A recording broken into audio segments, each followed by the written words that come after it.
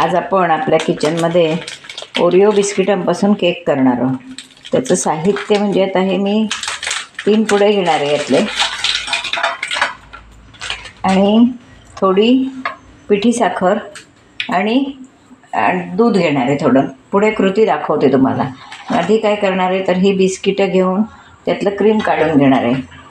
याचं सगळं क्रीम काढून घेणार आहे. हे बघा असं घालणार आहे आणि आपण मिक्सरमध्ये त्याची पावडर करून घेणार आहोत. अशी सगळी आता मी करून घेते. क्रश करून घेते. याच्यात साखर कमी असते, त्याच्यामुळे आता आपण पिठी साखर घालणार आहोत. ही मी पिठी साखर घेतली आहे करून, ती घालणार आहोत. आपल्याला ज्या मानानं गोडी हवी असेल आपल्या घरात त्या मानानं घालायची पिठी साखर. असं म्हणजे मी तुम्हाला असं सांगू शकत नाही 2 पुडे घेतलेत तर इतके घाला. प्रत्येकाच्या घरात कोणाकडे गोड जास्त आवडतं, कोणाकडे कमी आवडतं.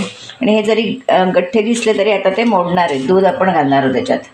आता हे मी त्याच्यात नॉर्मल टेम्परेचरचं दूध घातलं आहे.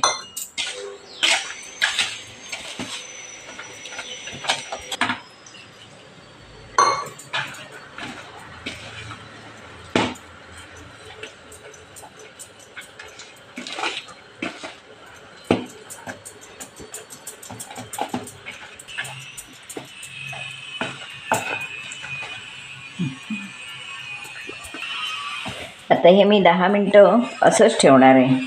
म्हणजे जर कुठे बिस्किटाचा तुकडा असेल किंवा साखरेची गाठ असेल त्याच्यात तर ते सगळं विरघळून जाईल. 10 मिनटांनी आपण हे करूया. कुकरला आपण हे साध्या कढईत करणार आहोत केक, त्याच्यामुळे तोपर्यंत मी प्रीहीट करायला कढई ठेवते. पण केकसाठी हा डबा एक तयार करतो आहे. त्याच्यावर हा मी आता ग्रीसिंग करून घेतलं आहे. त्यावर मी बटर पेपर लावला आहे. हवाच असं काही नाही, पण आज होता म्हणून लावला आहे. त्यानंतर त्यालाही परत आपण ग्रीस करणार आहोत.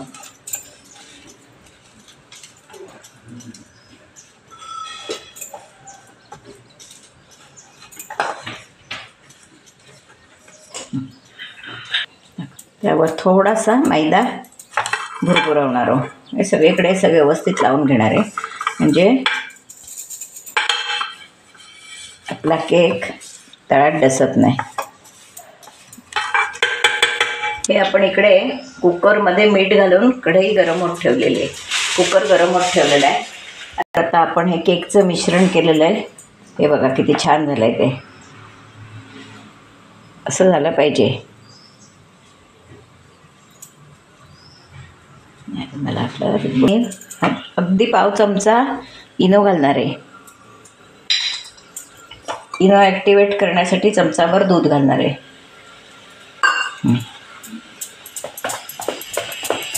बॅटर छानपैकी तयार झालेलं आहे. व्यवस्थित घुसळून घ्यायचं, कारण जर कुठेतरी इनो राहिला तर मग त्याचे डाग पडतात, म्हणून व्यवस्थित घुसळून घ्यायचं. आता आपण ग्रीस केलेल्या डब्यात टीनमध्ये आपल्या ओतणार आहोत हे मिश्रण.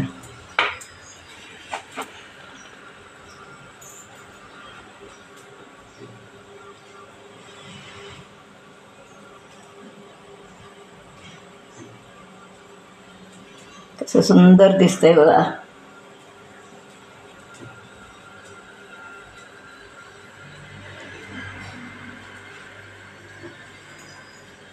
आता असा आपण हा हळूहळू टॅप करून आपला केकचा टीन कुकरमध्ये ठेवणार आहोत. आणि आता आपण हा मंद आचेवर साधारण 40 मिनटं तरी आपल्याला हा केक व्हायला लागतील. तर ते झाकण ठेवते. आता आपला केक तयार झालेला आहे. आपण बघूया, गॅस घालवूया आणि बघूया किती सुंदर फुलला आहे बघा. आता आपण तो शिजला आहे का कसा आहे म्हणजे सुरी घालून आपण टेस्ट करूया. हे बघा कुठेही काही चिकटलेलं नाही अजिबात. याचा अर्थ आपला केक व्यवस्थित बेक झालेला आहे. आता आपण तो बाहेर काढून ठेवूया. पूर्ण थंड करून घेऊया. किती सुंदर झाला आहे बघा जाळीदार केक. एकदम मस्त केक झालेला आहे. या केकची माझी रेसिपी तुम्ही नक्की बघा, हे व्हिडिओ बघा. माझा व्हिडिओ जर तुम्हाला आवडला तर लाईक करा, शेअर करा, सबस्क्राईब करा, बेल आयकॉन बटन दाबायला विसरू नका. कारण हा केक एकदम सोपा आहे. मी बाजारातून बिस्किटं आणली केली, फक्त तोही जमायला हवा व्यवस्थित, पण नक्की जमेल. करून बघा आणि मला कमेंट बॉक्समध्ये नक्की कळवा. खूप छान लागतो. नंतर मी तुम्हाला कट करूनही दाखवते.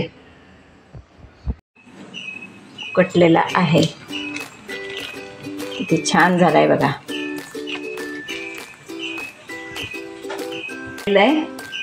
बिस्किटांचं तेच असं ठेवून डेकोरेशन करणार आहोत.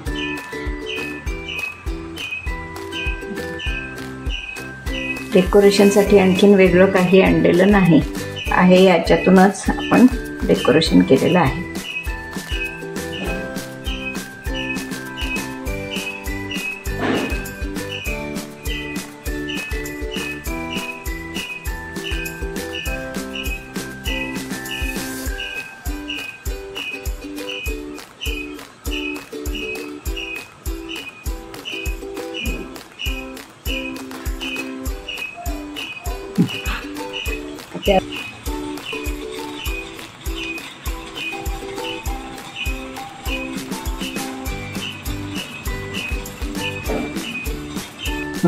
असा हा आपला केक खाण्यासाठी तयार आहे.